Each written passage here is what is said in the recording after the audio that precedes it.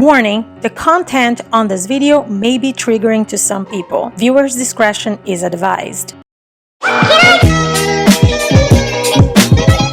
On part 2, we address David Dobrik's first apology video where he disabled the like and dislike and the comment section. We also talked about Jeff Wittek's now deleted video, My Truth, along with his participation in the Frenemies podcast. Now let's talk about David Dobrik's second apology and everything else that has happened since then. But before we start, do not forget to go down below and subscribe to the channel and ring the bell button so you can get notified every time I post. Also, as a quick disclaimer, I just want to remind you guys that everything we discuss here in the channel is my opinion, in my opinion only, not to be taken as a fact. Always do additional research from the information that you get here in the channel. Do not send any hate to the people that I'm going to be talking about in this video. Am I right, fellow adult? However, I do encourage all of you to go in the comment section and let me know what do you think about the situation. Ever since David Dobrik's first video addressing the situation, he has lost a lot of sponsors and financial support. And some may say that as a consequence of that, he decided to post a second apology video. It only took 3 years, several accusations, some cease and desists, and a couple of lawyers trying to shut the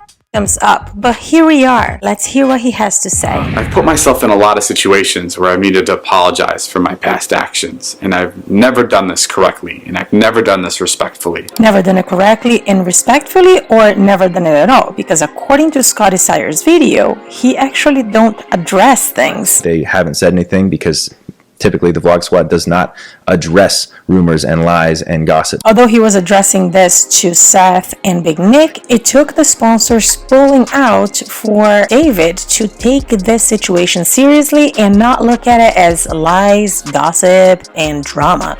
And my last video is a testament to that. I agree. His last video is a testament to the fact that he thinks that everything that comes out about him is just gossip, lies, and drama, until he lost his sponsors and his money. What this video isn't going to be is it's not going to be me discrediting Trisha, Kat, or any other woman involved. Because he already did that on the first video. I want to start this video off by saying I fully believe the woman who came out against Dom and said she was by him. I want to make it very clear that this apology is not mine to accept or refuse, but I do want to say that it really doesn't matter if he believes the people that came forward or not.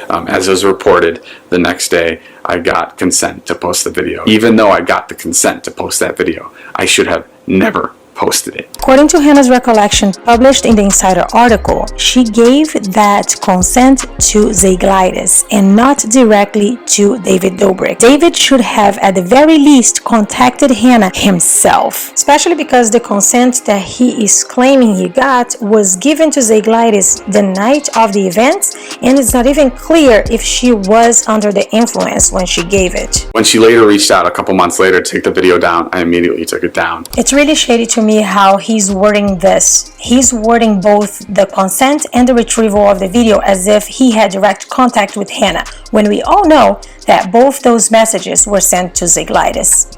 And I want to apologize to her and her friends for ever putting them in an environment that I enabled that made them feel like their safety and values were compromised. I'm so sorry. I was completely disconnected from the fact that when people were invited to film videos with us, especially videos that relied on shock for views or whatever it was, that I was creating an unfair power dynamic. I did not know this before. What about the fact that 3 years ago somebody made a YouTube video about your friend Dirty Dom saying them at an event? Did you not know this before? I didn't know what was going on in that room, and I should have been. I should have been there, and I should have been making sure that everybody involved was taken care of and wasn't uncomfortable. David has said in one of his videos that he does not drink. However, he has alcohol always available for his friends and people who film with him, so he can film them doing stupid shit. His friend has also been called out 3 years ago for something similar. You hooked up with Dom back in October. Now, did you give Dom consent to hook up with you? I was drunk. I was drunk too, so it's consensual. No, it's not consensual. Even though later the girl in this footage says that this was a fake bit, it still showcases the fact that David is pretty aware that drunk people cannot give consent. I also want to acknowledge the women that spoke out against Dom in 2018. I'm talking about Allie, and then I'm talking about other girls that addressed their problems privately or publicly. I'm sorry I didn't listen to you guys. I am sorry that I took Dom's word for what happened in those certain situations, and I didn't believe you. And not only did I not believe you, but I made a joke of of what kind of a person Dom was, because I couldn't wrap my head around a childhood friend of mine doing this to people and actually hurting people, and I'm sorry for that. This part of the video kind of hits home to me, and I want to kind of address that and share something with you guys. I know a lot of people, including myself, have been ripping David Dobrik to shreds about the whole entire situation, and with reason, especially now that he acknowledges that there's been plenty of girls sharing their stories publicly and privately. With that said, even though there is a belief that he's very late in the game, he should have believed these girls, he should have taken action, he should have stepped away from Dirty Dom when the first girl came about. And I believe the same thing. I am right there with you guys. However, I have first-hand experience to the fact that some people will believe their friends over anything else. Something similar to what happened to Hannah has happened to me in the past, and the person was a friend. One day perhaps I'll share this story with you guys, but long story short was that our common friends between this person and I ended up believing him, and I lost all of my friends after my assault. So looking at David Dobrik and seeing him coming and being humble and saying the things that he said just now, apologizing to all of these girls, it gives me hope. So I give him kudos for that. I made the decision to no longer film with Dom in 2019, and I'm not saying my content has been brilliant since then, but that's when I first started taking into account the power dynamic and what influence I had on people that I was filming with. To David's misfortune, Dirty Dom uploaded a video that was allegedly filmed in March of 2020 that completely contradicts the claims that David has stopped filming with Dirty Dom in 2019. In this video, you can see David's assistant, David himself, Scotty, and even Jeff Wittek. Allegedly, Dirty Dom deleted the video the day after David Dobrik uploaded his apology. But what I didn't do is I didn't go back to any of these women and apologize. I kind of moved on, and I learned from it and I grew from it, but I didn't address the situation with these women. I'm not talking publicly, I'm saying even privately. I didn't reach out to any of these people. A couple of weeks later, Ali Hardesty posted a video saying that David Dobrik reached out to her, and this is what they talked about. Like when he first DM'd me, I was like, it's a little hard to tell if it's genuine with the timing and everything, but after talking to him, I don't think that he's a malicious person. I really don't, and I think he feels really, really bad. I do just want to say, like, I genuinely believe that he is sorry, because he told me what he was sorry for multiple times in person. We like really talked about it, and I really hope the ripple effect and like this girl speaking up now, and now David trying to really make these changes with his vlogs and who he surrounds himself with, I think it's going to make a huge impact. He's obviously a huge YouTuber. I know a lot of people watch him, and a lot of people are going to be like listening to what he has to say from now on and really taking into account like if he's changed. And like, I don't think people change overnight. Yeah, I'm not trying to suck his ass or anything. Like, honestly, if it didn't go as well as it did, like if he wasn't genuine, I would not be saying this. He's doing the work off camera. Like, he is talking to people. Before my content shifted to be more responsible and positive, I said and did things that were really offensive, and I called them bad jokes, and I can't even call them bad jokes, and it was cowardly of me to say in my last apology that I missed the mark. Because it's fucking gross. When a man and a woman really love each other. Mom, is this about love? Yeah. Are they kissing? That's nasty. You know what a is? Pupulik? When a man puts his pupulik into the woman's vagina, into the vajujiji, it creates a baby. Babies are made by having sex. Okay, what is the pupulik and the vajigadi? Hold on, you know what you have? You have a penis. Pupulik? Yeah. Girls don't have that. Long story short. Can I just go play Fortnite? Yeah, go play Fortnite. Hey, at least you found out your mom doesn't have a penis today. And I think when there is a crisis, there's a serious opportunity to correct yourself, to learn and improve, and to make sure those mistakes don't happen again. And that's why it is so important to hold yourself accountable. And I think with this situation, there's a lot I can look at and there's a lot I can learn from, but there's a lot of mistakes that I made, and I'm sorry for that. I'm sorry for everybody I've let down. I'm gonna take a short break from all the social media stuff because I realize there's a serious lack of infrastructure. I also want to add that I'm making myself available to anyone that wants to reach out that I've hurt in the past. I want to be able to hear and understand from yourselves, and I'll be reaching out on my own to some people because I still have a lot of learning to do. And I think when you talk to other people, especially about experiences like this, it really helps you see things in a different way. In his March 22nd apology, David said he was going to make himself available to anybody who he has hurt in the past. On March 27th, a TikToker came out publicly to plead David Dobrik to take down a video where he features her late mother. Since we all know David Dobrik is a piece of shit now, I can finally say something. My mom 2 months ago. David Dobrik has had a video of her up, defaming her, basically making money off of her looking like a fool for about 2 years, no matter how many times I ask him to take it down. You scared the crap out of us. How are you doing? Wow, you love music. You just ran right up on us. I thought you were going to kill me. No. We got to go, okay? Go, watch it. Be careful. Hey, you're the best. Be careful, be careful. Be careful. Don't let the be careful fool you. David did not give her a cent, she told me, and they did not get her consent. They were just going to make money off of somebody they assumed was too messed up to remember. This is my mama before everything went bad. This is who she really was. So can we let her rest? She's dead now. She's dead, okay? But take the damn video down. I've asked 1 million times. My mom was bipolar because she was and as a child. She had 14 forced abortions because they kept getting her pregnant. Today is April 15th and the video is still available in David Dobrik's channel. After his second apology, he deleted a lot more videos from his channel, and I am assuming some of them are sponsors that he lost and some others may be from other creators that may have been offended by things he had done in the past. Obviously, Trisha and Ethan did a Frenemies podcast reacting to his apology video. At the start of the podcast, him and Trisha could not see eye to eye on their opinions about the video. I thought it was, as apologies go, a pretty good apology. Like, he said the right things, right? I'm so confused. Like, what? Because he literally, like, threatened the Insider last week to not post his article. I know, that's what I'm saying, on face value. He had multiple times to apologize this before sponsors got lost, and he didn't. And Ethan also listed all of the events that happened before this second quote-unquote heartfelt apology of David's. This apology came all within the short time span of sending the text messages and voice notes to Scotty to discredit Seth, you know, and then like a few days ago he made this really horrible apology video where he evaded any responsibility. This comes right after sending threatening legal letters to Insider about you, saying I'm a danger to them, I stalk and harass them, I've been violent towards David, which has never been true. I mean, Jeff Wittek made a video attacking you and the author, and after losing every sponsor, ruining his investors have all ditched on this app, everything he's built on, then finally he makes an apology. On face value, it feels like a great apology.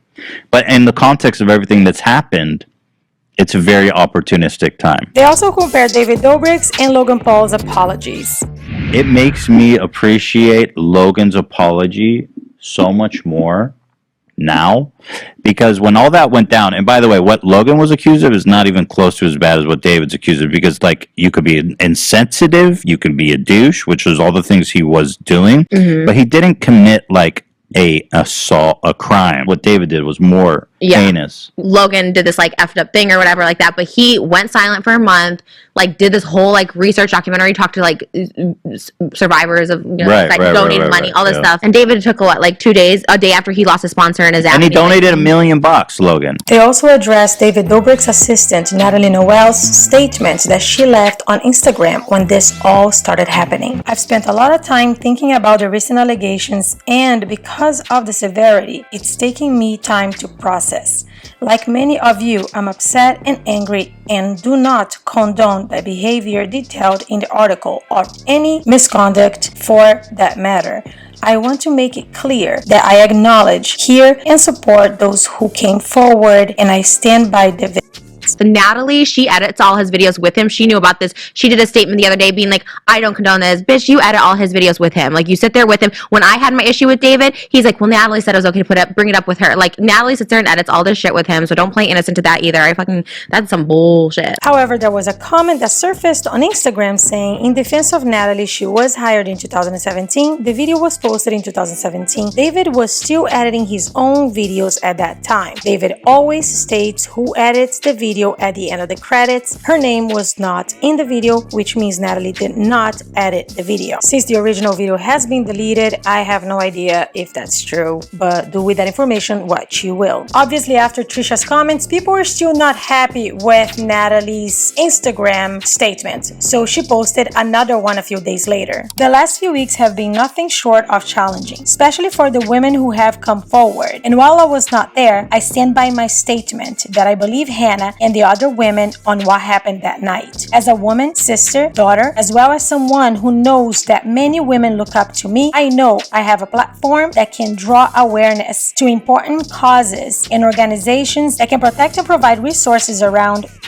I will do that, as well as continue to support important causes close to my heart. To start, I will be donating to the National Violence Research Center and using my platform to share helpful information. I will continue to stick up for what I think is right and use my own platform for good. This is just the start of a long and important journey for me, and I appreciate those who stick by me during this time. But the best part of this podcast is when Ethan reads this comment. Someone said, proud of you, David. Being an idiot is easy. Owning up to it is tough. Glad you made this. Now, if you guys don't know, that's the exact comment David left on Dom's video apologizing for what he did during VidCon. Hey! Ethan also shared new footage that has come up after both Jeff and David's apology videos. So here's Dom coming out with a used condom the same night, right after the attack happened. You know why I flush condoms down the toilet? Because I'm afraid that girls are going to take it and impregnate themselves and I'm trying to get money from you. Trying to get money from you? Mom, you have an apartment with 3 roommates. So again, Jeff, Todd, Jonah.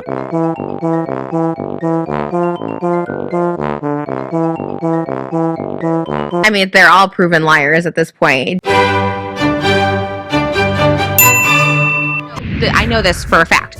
When filming drunk people, right? Like, you have to say, like, let's say, like, okay, so, like, obviously reality shows and stuff like that, they sign something that says, like, we're going to be consuming alcohol, you can film us, okay? They sign that, right? I was in a situation where I was on this porn set. I was just an extra. I wasn't in the porn. It was called Horny Birds or something like that. They gave all of us alcohol, including my sister, who was under the age of 21. At the end of it, they all, before we got paid, they had to say, okay, say you had no alcohol, no drugs during the filming of this. Like, you have to have them say that in order for them to consent. If you film someone drunk, which he did with these girls, like, you have to have the consent of them saying, either prior saying we're going to be drunk and you're going to film us, or after saying we didn't drink or do. I know this, like, it's happened to be in a situation. As expected, they watched David Dobrik's apology, and before they gave their final remarks, they read Jeff Wittek's response to David Dobrik's apology. My response to David's apology. David produced and conspired with Jason to manipulate me and essay me and title it a prank. David hasn't personally apologized, and not just for missing the mark, but then bragging about it to teach generations of kids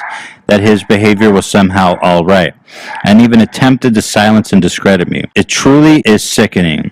Companies were funding it, and viewers were interacting with the videos and making millions of dollars off of other people's lifelong trauma. What you permit, you promote. Stop permitting it. Brands should focus on micro creators who are truly making a difference within the communities and who are really an example of values these companies stand by. He's saying the answer is AI influencers? What's AI influencers? What is it? Those are like those fake, like, computer generated influencers instead of real people. But then he says the answer is choosing humanity, those with common courtesy, kindness, and love for all. I also would like to thank all the drama channels, Insider, and other press outlets, Trisha and H3H3, for bringing these problems to light. By the end of the podcast, both of them agree that this apology just feels disingenuous because of the timing and because of the fact that David only came to do the second apology once he lost all of his sponsors. And obviously, Trisha believed that even before they watched the whole entire apology video, but Ethan tried to give the benefit of the doubt. He kind of agreed with some things that he said and thought that they were very well thought out, but unfortunately, because of the timing, he just was like, yeah, no. What do you guys think about David Dobrik's second apology? Let me know down below in the comments. A few days later, Jeff Wittek posted a second video addressing the situation, mentioning that he deleted the previous video, recognizing that he was acting prematurely, not knowing the entire story, and he did it out of emotional response. He also recognized that his video was attempting to discredit Hannah and her story, and he felt really bad and he apologized for it. I feel horrible about it, and I just want to apologize. I truly believe Hannah's story. I respect her for coming forward, and to have somebody like me come on and just focus on myself and my part of the story and saying that it was a lie just because I was selfish. He also alleges that he was not aware of the contents of the text message Hannah sent to ZEGLIDIS asking to take the video down and her reasons why she wanted the video to be taken down. And he says that he only realized the severity of the situation once he was reached out by Insider. I wasn't filled in on this for whatever reasons. I don't know if it was because he thought I would attack Dom, or maybe he didn't want to tell anyone to protect his squeaky clean brand at the time.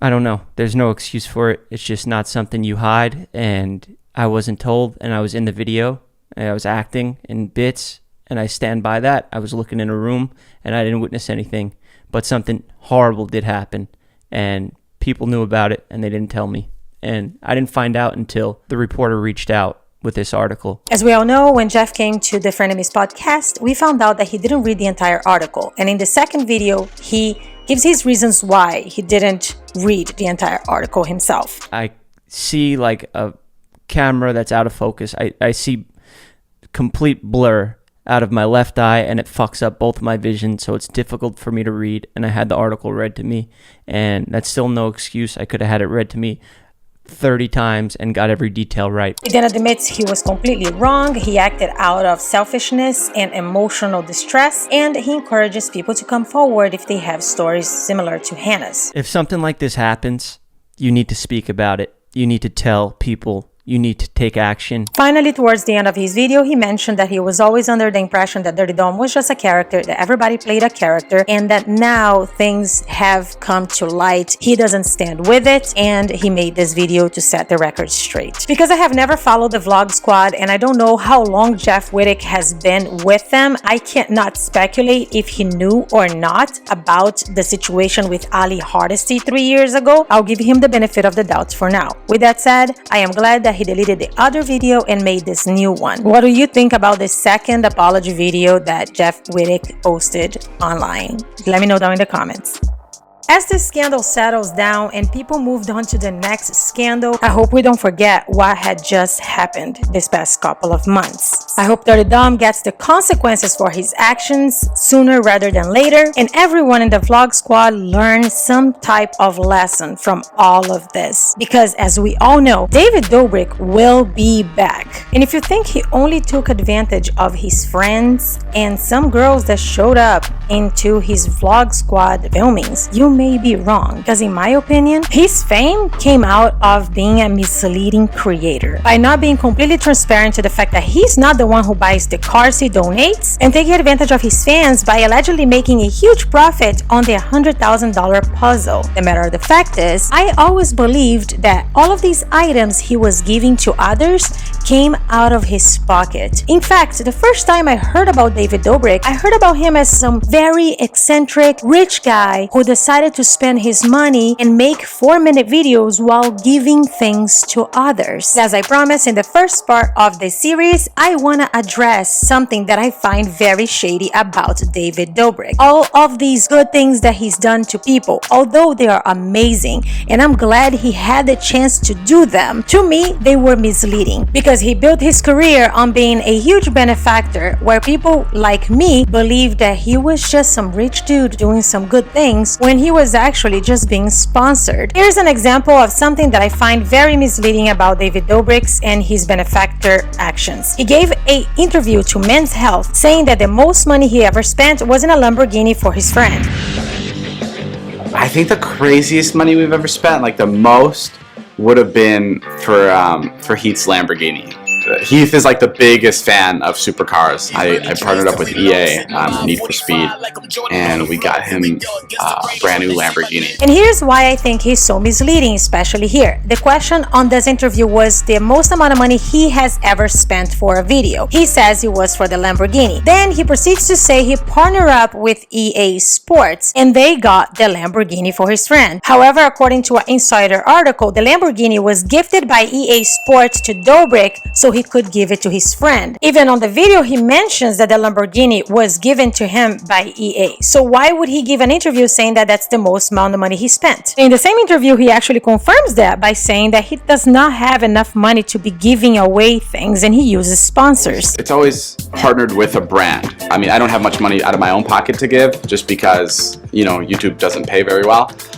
So it's the best thing to do when you're collaborating with brands. And then another example is in Travis Mills' podcast. He's once again ambiguous about how he gets the cars. The first question Travis asks David if he has never felt the need to just turn off the camera and not film the moment where he's giving the cars to his friends. And to me, that's a huge indication that I'm not the only one who is very misled about where these cars are coming from, who is actually buying these cars, because I'm pretty sure when you get a sponsorship, you're not gonna only just get a car and give it away and not make money out of it. David has to pay bills. So in my opinion, these cars and other items are props that David has to give away on camera. But David still answers the question by being misleading and deflective. You gave one of your friends a car. Sure. Okay, and you're vlogging the whole thing. Yes. Do you ever want to put the camera down and just live it, or is it more rewarding to film it? No, it's so much more rewarding to film it, and I enjoy things more when I'm filming it. Then he mentions a partner, which is SeatGeek, but it's so quick you barely can notice. Yet, even with the mention, it's still not clear that SeatGeek has given him cars to donate to his friends and to videos. How the hell is David Dobrik going around just giving people Mercedes? Me and SeatGeek,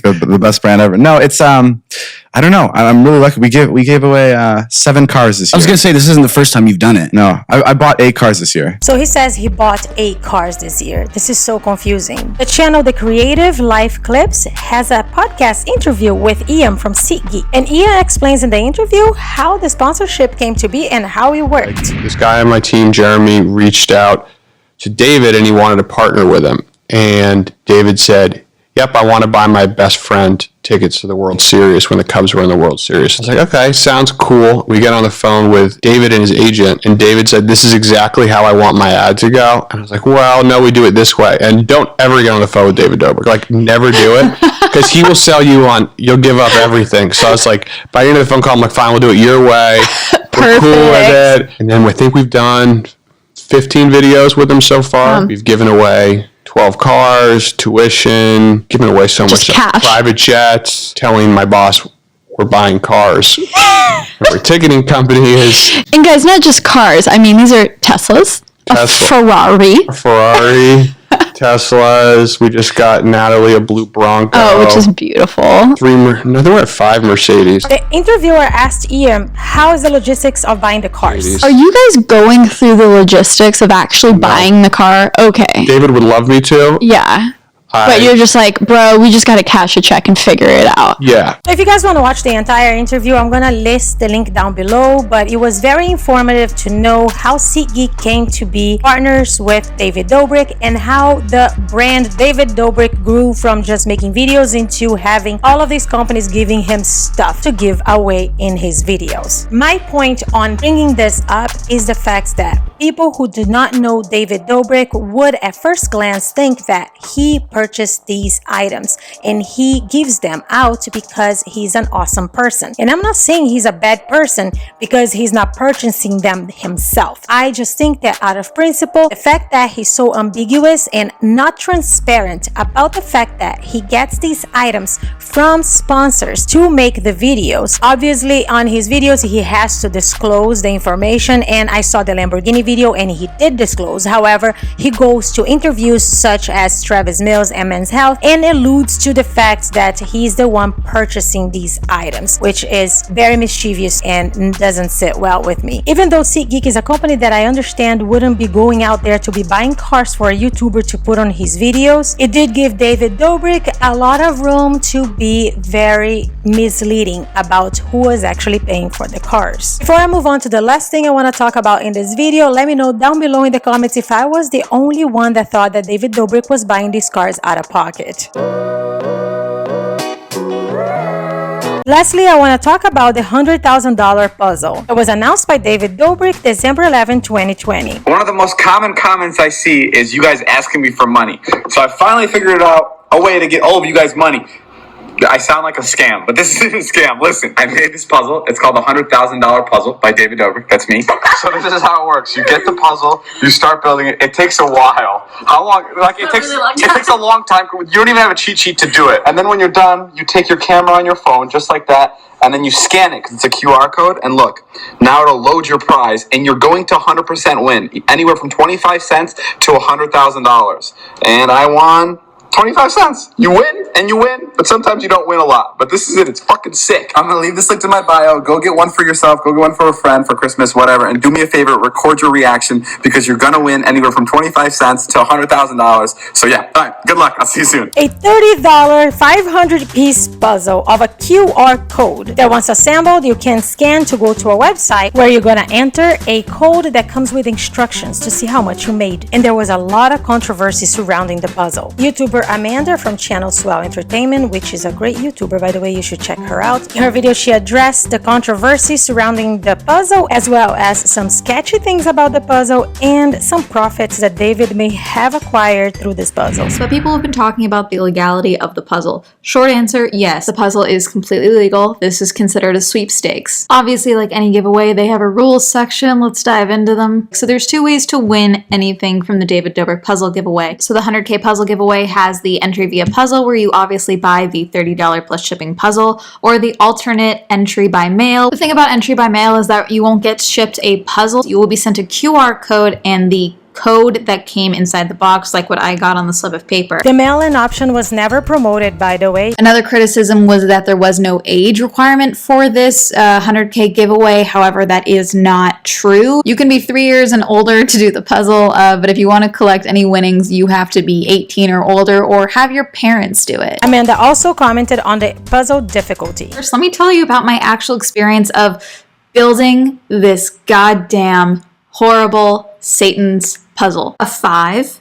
It's a 5? No, it's not. This puzzle sucks, okay? It does. And maybe it's my eyesight, maybe I can chalk this up to my dyslexia, mixing up left and right and colors and shit. I don't freaking know, okay? I hate it. I hate this puzzle. It sucked. This time lapse that you're seeing is maybe less than an hour. I spent easily 12 hours on this because after I did this part, the next day I spent the whole day doing this puzzle, and I got very little progress. Very little progress. I'll insert photos here. This is as far as I got. Amanda said that she gave up, started looking online to see if anybody had completed the puzzle, and she realized that everyone's QR code was the same. And I realized fairly quickly that all of the puzzles that people were posting were the exact same fucking QR code. And it makes a lot of sense because you have to input a code that comes with instructions in the box. But looking at David Dobrik's video, it looks like when he scanned, it took him to a prize roulette, which was not the case for all of the other puzzles. In reality, everyone who purchased a puzzle, instead of going straight to the prize roulette, would have to go to a website and put a code to see their earnings. All the QR codes are the fucking same. So what I'm going to do is pull up the photo of someone else's puzzle that they posted on Twitter and hold it on my iPad, and then I'm going to scan it with my phone camera and see if that takes me to the website, and then I'm going to put in my code and we're going to see what we won. It worked. Okay. Almost there. Enter your verification code to see what you won. Okay. All right. Loading prize.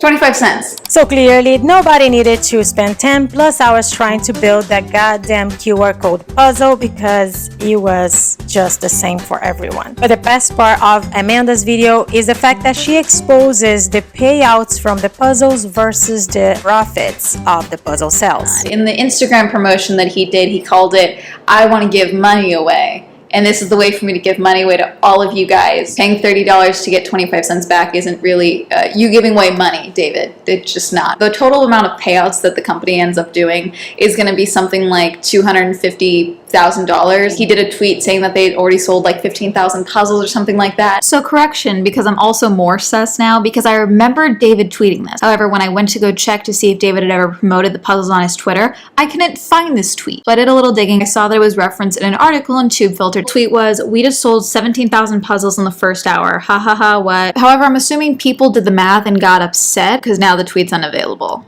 David made way more money doing this puzzle giveaway than he is spending. So according to this video, he spent about $250,000 and made $510,000. Amanda also showed the breakdown of the tiers of prizes and the odds of winning each one of the tiers. In addition, the prizes would expire March 31st, 2021. So if the winner of the $100,000 didn't finish his puzzle, scanned the prize by that date, they would not get the winnings. And keep that in mind because we're in April now, and I'm gonna tell you what happened. The reality situation is that David made a shit ton of fucking money on this, which from a business perspective is good business. However, when you're phrasing it as like, I'm giving money away, and then it's like a sweepstakes, and then it's like all this stuff, I don't know, be more upfront about the details of your giveaways next time, David, if you do another sweepstakes like this. Also, Amanda made this video in February and the puzzle came out in December. And she said that she only saw 2 videos that won more than 25 cents. And one of them was Jason Nash. Well, we are in April now and it's time for me to tell you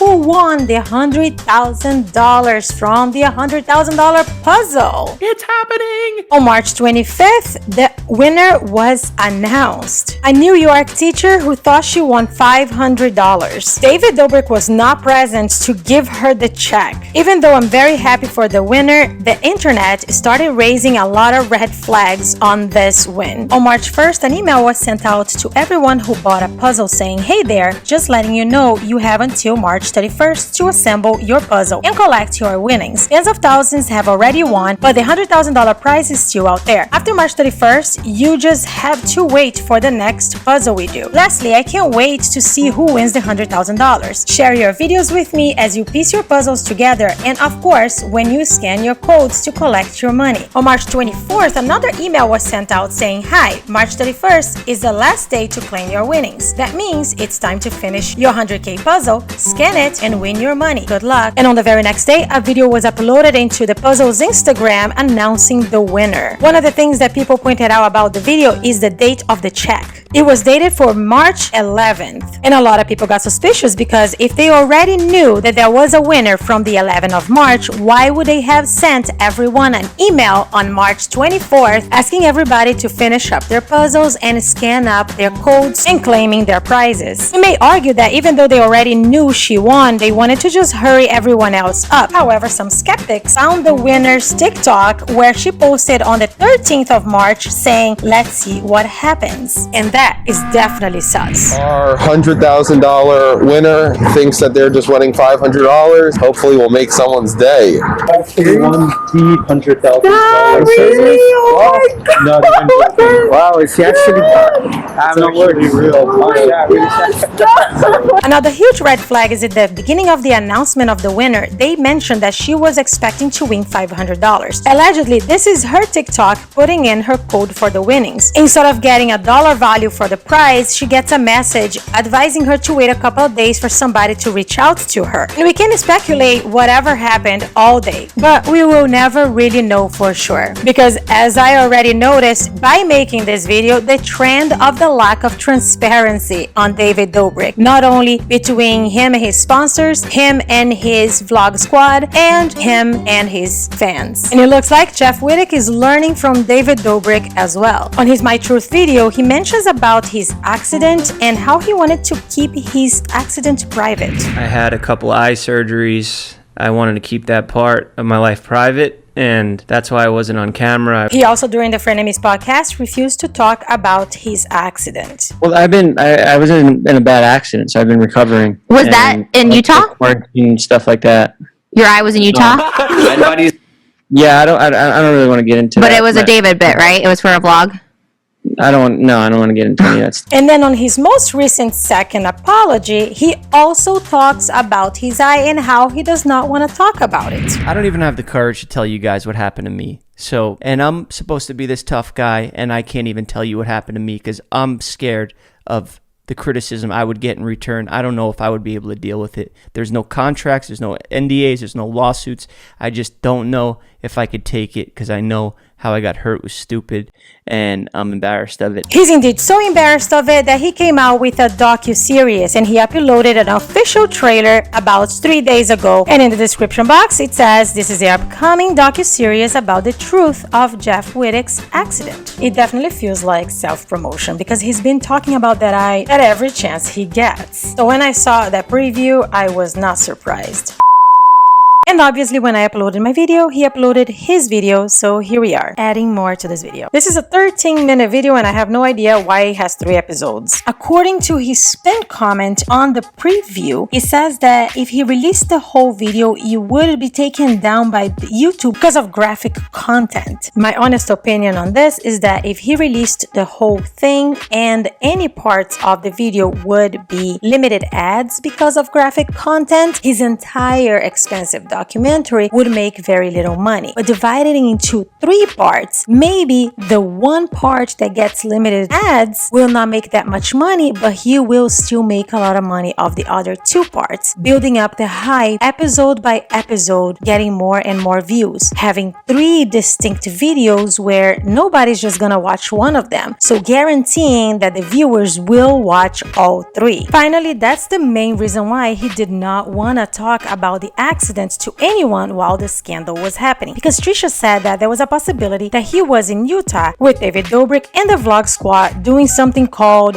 track hole boarding, which is whatever you are watching right now. Clearly there's an excavator inside the water spinning people around. The first episode, called Coming Clean About Everything, Jeff only talks about his own life and his career, and he doesn't really touch much about the accident. However, towards the end of the episode, there is a teaser where you can clearly see David Dobrik, a lake, and an excavator, and Todd and Nat. Even though we don't have that much information about the accident right now, the word out there, and this is a big allegedly because there is no proof, but it said that David Dobrik was actually spinning the excavator and Jeff was the one holding the string, and the excavator went spinning really quickly. Jeff went up airborne and David stopped the excavator, making Jeff fly face first on the excavator. And that's the word out there. I am not sure if that's true. I'm just saying what I heard. But I'm pretty sure we are going to find out what really happened by episode 3. And even though David Dobrik have not released the video due to the incredible amount of backlash on the scandal, Jeff Wittek just went ahead and released his first episode with no problems. I guess he's using this limelight to promote his series. After seeing that, I honestly have lost my hope for David Dobrik and the Vlog Squad. Obviously, this is all going to go away. People are going to forget things and David Dobrik's gonna come back and all of the Vlog Squad members are going to be just fine. But let's please not forget what happened here. I can only hope that one day Dirty Dom suffers the consequences for his actions and that we continue to hold e-celebrities accountable. Well, this is it for me, you guys, on this video. Thank you so very much for watching all 3 parts of the series. And if you haven't watched, I'm going to link all the other 2 down below. My semester in school is about to be over soon, so I'll be posting more often. If you like this video, don't forget to press that like button and subscribe to the channel before you go. Ring that bell button so you can get notified every time I post. If you want to become a member of the channel, press the join button and I would appreciate that as well. If not, that's fine. Don't forget to share this video, like it, comment, and I will see you in the next upload. Subscribe!